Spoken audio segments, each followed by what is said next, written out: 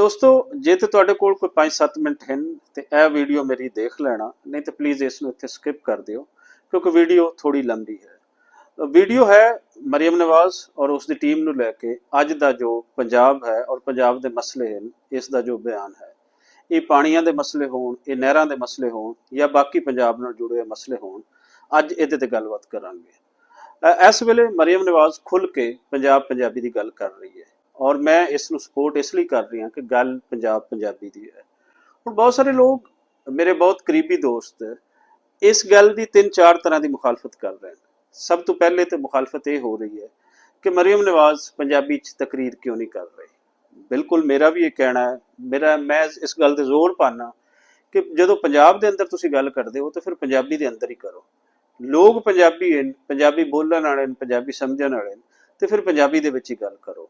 ਲੇਕਿਨ ਜਿਹੜੇ ਦੋਸਤ ਇਸ ਨੂੰ ਸ਼ਰਤ ਬਣਾ ਕੇ ਬੈਠੇ ਨੇ ਕਿ ਉਸ ਵੇਲੇ ਤੱਕ ਮਰੀਮ ਨਵਾਜ਼ ਦੀ ਕੋਈ ਗੱਲ ਨਹੀਂ ਸੁਣਨੀ ਜਦੋਂ ਤੱਕ ਪੰਜਾਬੀ ਦੇ ਵਿੱਚ ਗੱਲ ਨਹੀਂ ਕਰੇਗੀ, ਤੇ ਮੈਨੂੰ ਥੋੜਾ ਜਿਹਾ ਵੀ ਦੱਸ ਦਿਓ ਕਿ 47 ਤੋਂ ਲੈ ਕੇ ਹੁਣ ਤੱਕ ਪਾਕਿਸਤਾਨੀ ਪੰਜਾਬ ਦੇ ਅੰਦਰ ਕਿਹੜਾ ਸੀਐਮ ਜਾਂ ਕਿਹੜੀ ਸੀਐਮ ਹੈ ਜਿਸ ਨੇ ਪੰਜਾਬੀ ਦੇ ਵਿੱਚ ਤਕਰੀਰ ਕੀਤੀ ਹੋਵੇ। ਕੋਈ ਵੀ ਨਹੀਂ ਹੈ, ਕਿਉਂਕਿ ਪਾਕਿਸਤਾਨ ਦੇ ਅੰਦਰ ਪੰਜਾਬੀ ਨੂੰ ਦੇਸ਼ ਨਿਕਾਲਾ ਦੇ ਦਿੱਤਾ ਗਿਆ ਹੈ, ਪੰਜਾਬੀ ਦੀ ਜੜ੍ਹਾਂ ਵੱਢ ਦਿੱਤੀਆਂ ਗਈਆਂ। ਇਸ ਲਈ ਜਿਹੜਾ ਵੀ ਪੰਜਾਬ ਦਾ ਵਜ਼ੀਰ ਆਲਾ ਹੋਏਗਾ, ਕੋਈ ਹੋਰ ਆਲਾ ਅਹੁਦੇ ਤੇ ਹੋਏਗਾ, ਉਹ ਉਰਦੂ ਵੱਲ ਹੀ ਜਾਏਗਾ। ਉਰਦੂ ਮੀਡੀਆ ਹੈ ਟੋਟਲੀ ਜਿਸ ਨੇ ਕਵਰ ਕਰਨਾ, ਇਸ ਲਈ ਉਰਦੂ 'ਚ ਬੋਲੇਗਾ। ਸੋ ਇਸ ਵੇਲੇ ਵੀ ਸਾਡਾ ਜ਼ੋਰ ਇਹੀ ਹੈ, ਮੇਰਾ ਵੀ ਜ਼ੋਰ ਇਹੀ ਹੈ।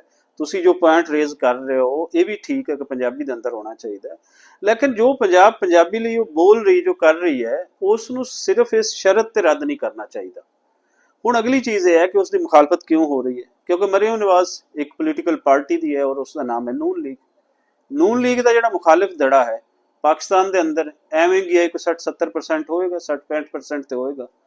ਉਹ ਲੋਕ ਮੁਖਾਲਫਤ ਇਸ ਲਈ ਕਰ ਰਹੇ ਨੇ ਇਸ ਵੇਲੇ ਪੰਜਾਬੀ ਨੈਰੇਟਿਵ ਦੀ, ਪੰਜਾਬ ਦੇ ਬਿਆਨੀਏ ਦੀ ਇਸ ਵੇਲੇ ਮੁਖਾਲਫਤ ਇਸ ਲਈ ਕਰ ਰਹੇ ਨੇ ਕਿਉਂਕਿ ਉਹਨਾਂ ਦੀ ਪੋਲੀਟੀਕਲ ਪਾਰਟੀ ਦੀ ਨਹੀਂ।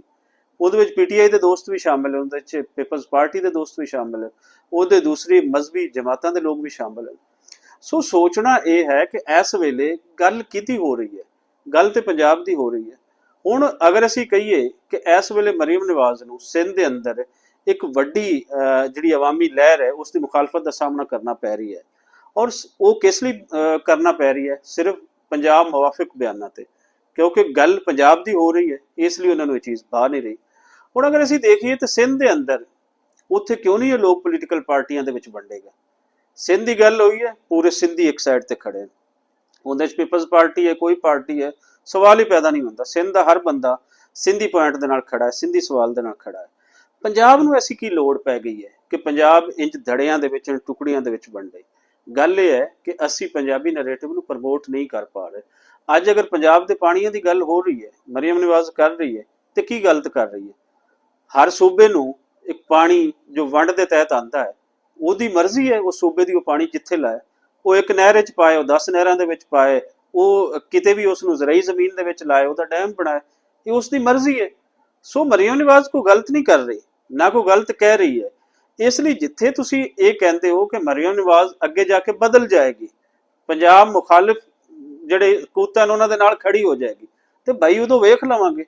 ਇਸ ਟਾਈਮ ਤੇ ਗੱਲ ਕਿਹਦੀ ਹੋ ਰਹੀ ਹੈ, ਤੁਹਾਡੀ ਮੇਰੀ ਗੱਲ ਹੋ ਰਹੀ ਹੈ ਨਾ, ਕਿਸੇ ਤੀਸਰੇ ਸੂਬੇ ਦੀ ਗੱਲ ਤਾਂ ਨਹੀਂ ਹੋ ਰਹੀ। ਮਰੀਮ ਨਵਾਜ਼ ਦੀ ਮੁਖਾਲਫਤ ਅਸੀਂ ਤਦੇ ਕਰੀਏ ਕਿ ਮਰੀਮ ਨਵਾਜ਼ ਪੰਜਾਬ ਦਾ ਕੁਛ ਨਾ ਸੋਚੇ ਔਰ ਬਾਕੀ ਤਿੰਨਾਂ ਸੂਬਿਆਂ ਦਾ ਸੋਚੇ, ਜਿਹੜਾ ਕਿ ਪਹਿਲੇ ਹੁੰਦਾ ਵੀ ਆਇਆ ਸੀ। ਇਸ ਗੱਲ ਤੇ ਤਨਕੀਦ ਵੀ ਕਰਦੇ ਰਹੇ, ਔਰ ਅੱਜ ਮਰੀਮ ਨਵਾਜ਼ ਨੂੰ ਮੁਤਅਸਬ ਉਹ ਲੋਕ ਕਹਿ ਰਹੇ ਨੇ ਜਿਹੜੇ ਪਹਿਲੇ 3 ਸੂਬਿਆਂ ਦੇ ਇਸ ਨੈਰੇਟਿਵ ਤੇ ਚੁੱਪ ਕਰਕੇ ਬੈਠੇ ਰਹੇ ਸਨ। ਪੰਜਾਬ ਨੂੰ ਬਾਕੀ ਤਿੰਨਾਂ ਸੂਬਿਆਂ ਦੇ ਲੋਕ ਗਾਲਾਂ ਦਿੰਦੇ ਨੇ ਔਰ ਅਸੀਂ ਗਾਲਾਂ ਖਾਂਦੇ ਆ ਰਹੇ ਹਾਂ। ਪਹਿਲੀ ਵਾਰੀ ਕੋਈ ਸੀਐਮ ਉੱਠ ਕੇ ਖੜਾ ਹੋਇਆ ਹੈ ਕਿ ਸਾਡੇ ਪੰਜਾਬ ਨੂੰ ਗਾਲੀ ਨਾ ਦਿਓ, ਤੇ ਉਹ ਕੀ ਗਲਤ ਕੀ ਕਰ ਰਹੀ ਉਹਦੇ ਵਿੱਚ। ਇਹਦੇ ਵਿੱਚ ਜਿਹੜੇ ਸਾਡੇ ਆਪਣੇ ਪੰਜਾਬੀਆਂ ਦੀ ਸ਼ਰਤਾਂ ਹਨ ਉਹ ਕਿਸ ਤਰੀਕੇ ਪੂਰੀਆਂ ਕਰੇ, ਬਿਲਕੁਲ ਕਰੇ। ਜਿਹੜੇ ਚੰਗੇ ਕੰਮ ਹੋਰ ਕਰਨ ਵਾਲੇ ਨੇ ਉਹ ਕਰੇ, ਲੇਕਿਨ ਇਸ ਸ਼ਰਤ ਰੱਦ ਨਾ ਕਰੋ ਕਿ ਤੁਹਾਡੀ ਉਹਦੇ ਨਾਲ ਕੋਈ ਪੋਲੀਟੀਕਲ ਐਫੀਲੀਏਸ਼ਨ ਨਹੀਂ ਹੈ, ਤੁਹਾਨੂੰ ਉਸ ਦੀ ਸ਼ਕਲ ਚੰਗੀ ਨਹੀਂ ਲੱਗਦੀ, ਤੁਸੀਂ ਨੂਨ ਲੀਗ ਦਾ ਨਾਮ ਸੁਣਨਾ ਪਸੰਦ ਨਹੀਂ ਕਰਦੇ ਜੇ, ਤੁਸੀਂ ਪੰਜਾਬ ਦਾ ਨਾਮ ਲੈਣਾ ਤੇ ਗਵਾਰਾ ਕਰਦੇ ਹੋ। ਪੰਜਾਬ ਦੇ ਹੱਕਾਂ ਦੀ ਗੱਲ ਤੁਹਾਨੂੰ ਸੁਣਨੀ ਚਾਹੀਦੀ ਹੈ। ਸੋ ਇਸ ਵੇਲੇ ਉੱਥੇ ਸਪੋਰਟ ਇਸ ਬੀਬੀ ਨੂੰ ਕਰ ਦਿਓ ਜਿੱਥੇ ਪੰਜਾਬ ਦੇ ਰਾਈਟਸ ਦੀ ਗੱਲ ਕਰ ਰਹੀ ਹੈ, ਤੇ ਜਿੱਥੇ ਪੰਜਾਬ ਪੰਜਾਬੀ ਦੇ ਰਾਈਟਸ ਦੀ ਗੱਲ ਨਹੀਂ ਕਰ ਰਹੀ, ਮੈਂ ਵੀ ਤੁਹਾਡੇ ਨਾਲ ਖੜਾ ਹਾਂ, ਤੁਸੀਂ ਮੇਰੇ ਨਾਲ ਖੜੇ ਹੋ, ਅਸੀਂ ਇਸ ਦੀ ਮੁਖਾਲਫਤ ਕਰਾਂਗੇ। ਸੋ ਖਾਮਖਾ ਦੇ ਵਿੱਚ ਤੁਸੀਂ ਇੱਕ ਆਪਣਾ ਜਿਹੜਾ ਇੱਕ ਨੈਰੇਟਿਵ ਬਿਲਟ ਹੋ ਰਹੀ ਹੈ, ਇੱਕ ਤਰੀਕੇ ਦੀ ਪੰਜਾਬ ਦੀ ਇਸ ਵੱਡੇ ਲੈਵਲ ਤੇ ਪਹਿਲੀ ਵਾਰੀ ਨੁਮਾਇੰਦਗੀ ਹੋ ਰਹੀ ਹੈ। ਕੋਈ ਵਜ਼ੀਰ ਆਲਾ ਇੰਜ ਖੜਾ ਹੈ ਪੰਜਾਬ ਦੇ ਹੱਕਾਂ ਵਾਸਤੇ, ਉਹ ਗੱਲ ਕਰ ਰਹੀ ਹੈ, ਇਸ ਤੋਂ ਪਹਿਲੇ ਨਹੀਂ ਨਜ਼ਰ ਆਉਂਦਾ ਸਾਨੂੰ। ਸੋ ਉਸ ਨੂੰ ਤੁਸੀਂ ਸਪੋਰਟ ਨਹੀਂ ਕਰ ਸਕਦੇ ਤੇ ਨਾ ਕਰੋ। ਲੇਕਿਨ ਜਿਹੜਾ ਪੰਜਾਬੀ ਨੈਰੇਟਿਵ ਹੈ ਉਸ ਦੇ ਅਗੇਂਸਟ ਬਾਕੀ ਪੋਲੀਟੀਕਲ ਪਾਰਟੀ ਨੂੰ ਤਾਂ ਸਪੋਰਟ ਨਾ ਕਰੋ, ਬਾਕੀ ਸੂਬਿਆਂ ਨੂੰ ਤਾਂ ਨਾ ਕਰੋ। ਇਸ ਵੇਲੇ ਤੁਸੀਂ ਜਿਹੜੀ ਇੱਕ ਸਿੰਧੀ ਜਮਾਤ ਹੈ ਪੀਪਲਸ ਪਾਰਟੀ, ਅਗਰ ਤੁਸੀਂ ਉਸ ਦੇ ਪਲੜੇ ਦੇ ਵਿੱਚ ਬੈਠੇ ਹੋ ਪੰਜਾਬੀ ਹੋ ਕੇ, ਤੇ ਤੁਹਾਨੂੰ ਸੋਚਣਾ ਚਾਹੀਦਾ ਕਿ ਤੁਸੀਂ ਪੰਜਾਬ ਮੁਖਾਲਿਫ ਸਾਈਡ ਤੇ ਬੈਠੇ ਜਾਂ ਪੰਜਾਬ ਮੁਵਾਫਿਕ ਸਾਈਡ ਤੇ ਬੈਠੇ ਹੋ।